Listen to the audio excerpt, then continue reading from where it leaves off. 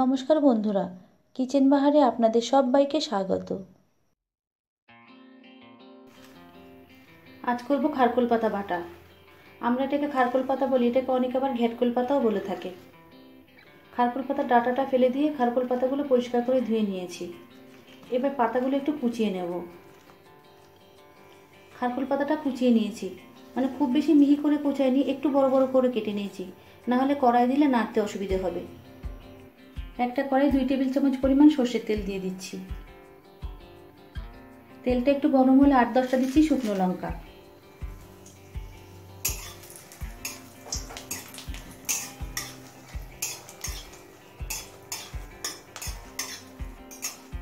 শুকনো লঙ্কাটা লাল করে ভেজে নিয়েছি।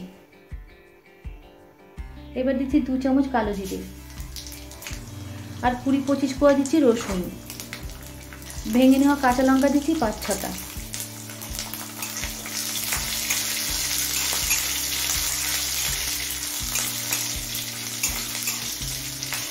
ঝালটা আপনারা আপনাদের ইচ্ছে অনুযায়ী দেবেন, মানে যে যেরকম ঝাল খেতে পছন্দ করবেন সেই বুঝে লঙ্কার ব্যবহার করবেন।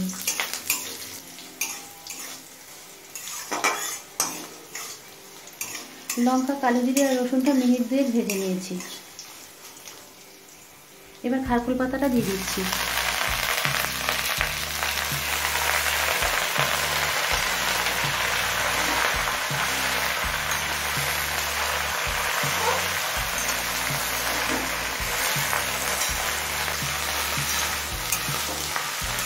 খারকোল পাতাটা দিয়ে মিনিট 3-4 ভাজা ভাজা করে নিয়েছি।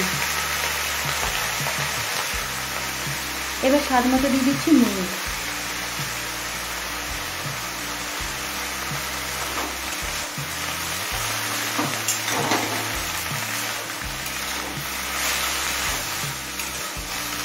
নুনটা দিয়ে খারকোল পাতার সাথে মিশিয়ে নিলাম।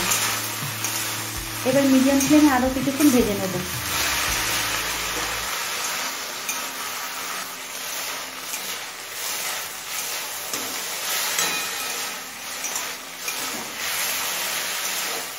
পাতাটা মিডিয়াম ফ্লেমে প্রায় 10 মিনিট ভেজে নিয়েছি, আর দেখুন পাতা থেকে বেরোনো জলটা সবটাই শুকিয়ে গেছে। এবার এই পাতাটা নামিয়ে ঠান্ডা করে বেটে নেব। পাতাটা ঠান্ডা করে আমি একটা মিক্সিং জারে নিয়েছি। এবার পাতাটা বেটে নেব। আপনারা চাইলে শিলেও বেটে নিতে পারেন। খারকোল পাতাটা মিক্সিতে একদম মিহি করে বেটে নিয়েছি।